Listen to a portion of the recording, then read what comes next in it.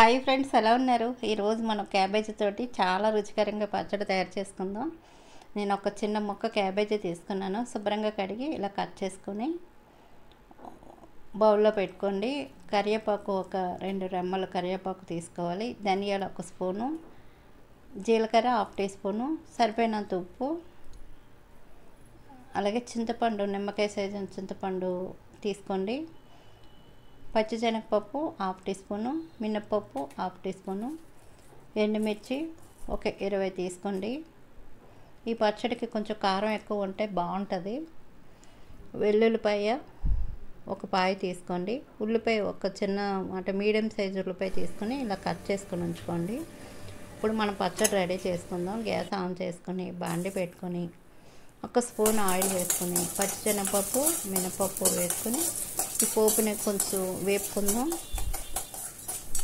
1 నిమిషం వేపుకోవాలి. ఇలా వేగిన తర్వాత ఇందులో ధనియాలు, జీలకర్ర, అలాగే కరివేపాకు వేసుకుందాం.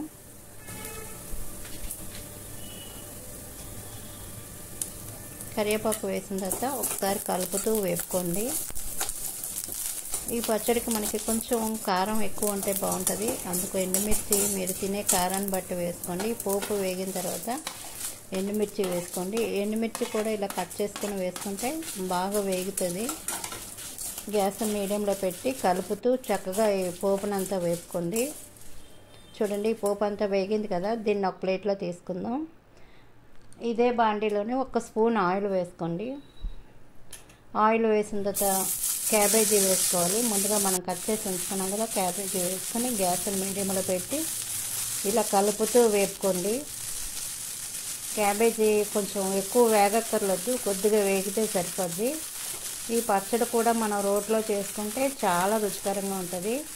మిక్సీలో వేసేదానికంటే రోట్లో మనకైతే బాగుంటుంది. మీకు రోలు అందుబాటులో లేనప్పుడు మిక్సీలో వేసుకోండి. అది కూడా మరీ మెత్తగా వేసుకోకండి, కొంచెం బరగ్గా ఉంటే టేస్ట్ బాగుంటుంది. చూడండి, క్యాబేజీ కూడా చక్కగా వేగిపోయింది. ఇప్పుడు గ్యాస్ ఆఫ్ చేసి నేనైతే రోట్లో చేసుకుంటున్నాను.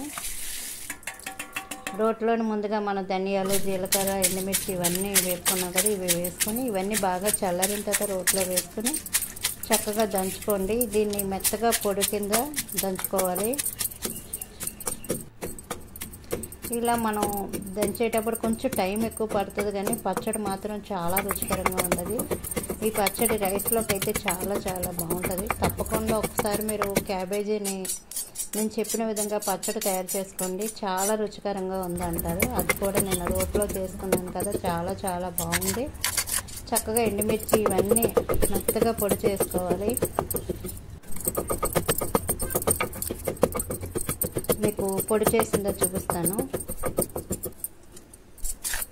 ఇలాగ గరిటెతో కలుపుతూ చక్కగా ఇలా ఈ విధంగా మనం పొడి చేసుకున్నాం కదా. ఇప్పుడు ముందుగా మనం క్యాబేజీ వేపు ఉంచుకున్నాం కదా, ఇది వేసుకుందాం. క్యాబేజీ వేసిన తర్వాత మరలా మెత్తగా అయ్యే వరకు కొంచెం దంచుకోండి. మరి మెత్తగా కాదు, మీకు చూపిస్తాను. ఇలాగా చక్కగా రోట్లో వేసుకొని చక్కగా దంచుకోండి. కొంచెం టైం పడుతుంది, కానీ పచ్చడి మాత్రం చాలా రుచికరంగా ఉంటుంది. చాలా చాలా బాగుంది. రైస్లోకి మనం స్టోర్ చేసుకున్నా కూడా ఫ్రిడ్జ్లో పెట్టుకుంటే ఒక 7 రోజులు, ఒక 10 రోజులు టేస్ట్ ఫ్రిడ్జ్లో నిల్వ ఉంటుంది. చాలా బాగుంది. 10 రోజులైనా టేస్ట్ మాత్రం చక్కగా మారదు, చాలా బాగుంటుంది. చూడండి, ఈ విధంగా మనం మెత్తగా చేసుకున్నాం కదా.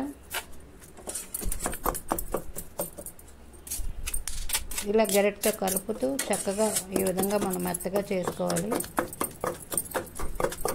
మనం మిక్సీలో వేసామనుకోండి, ఇలా పేస్ట్ కింద వస్తుంది. నేను మధ్య మధ్యలో అవసరం అయినప్పుడు కొద్ది కొద్దిగా వాటర్ వేసి చక్కగా ఇలా మనం మెత్తగా చేసుకున్నాం కదా. ఈ పచ్చడిని ఇలా తీసి ఇందులో మనం చింతపండు, సరిపోయినంత ఉప్పు వేసుకొని మరలా దంచుకోవాలి.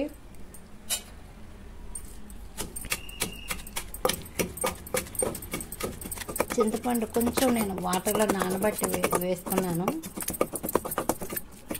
మరీ ఎక్కువ వాటర్ కాదు, జస్ట్ కొద్దిగా వాటర్ చల్లి ఇలా నానబెట్టుకుని వేసుకుంటే మనకి చింతపండు చక్కగా మెత్తగా అవుతుంది. మనం ఈ రెండు వేసుకున్న తర్వాత చక్కగా ఇలా చేసుకున్న తర్వాత మధ్యలో మళ్ళీ ఇలా హోల్ అంటే పచ్చడి అంతా బయటకు తీసి మధ్యలోనే మనం పచ్చి ఉల్లిపాయ అలాగే మనం వెల్లుల్లి కూడా వేపలేదు, ఈ రెండు పచ్చివి వేసుకోండి.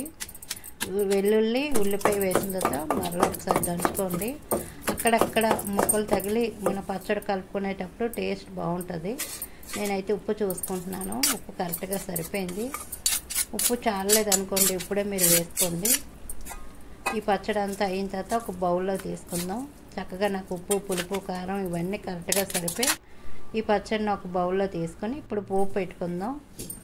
పోపుకు కూడా ఎక్కువ ఆయిల్ వేయక్కర్లేదు, ఒక 2 స్పూన్ల ఆయిల్ వేసుకొని ఇందులోనే ఆవాలు జీలకర్ర ఒక చిటికెడు మెంతులు వేసుకోండి. అంటే మెంతులు వేయడం వలన పచ్చడి టేస్ట్ బాగుంటుంది. ఈ 3 వేసిన తర్వాత కొద్దిగా కరివేపాకు అంటే 2 ఎండుమిర్చిని ఇలా ముక్కలు కట్ చేసుకొని వేసుకోండి. పోపు అంతా కొంచెం వేగిన తర్వాత ఇందులో మనం ఇంగువ వేసుకుందాం. ఇంగువ వేసుకుంటే పచ్చడి బాగుంటుంది. ఇంగువ వేసుకొని పోపు అంతా బాగా వేపుకున్న తర్వాత ముందుగా మనం క్యాబేజీ పచ్చడిని చక్కగా మనం దంచి ఉంచుకున్నాం కదా, ఈ పచ్చడిని వేసి ఒకసారి అంతా కలుపుకోండి. 1 నిమిషం కలపాలి. ఇప్పుడు గ్యాస్ ఆఫ్ చేసుకొని చక్కగా బౌల్లో తీసుకుందాం.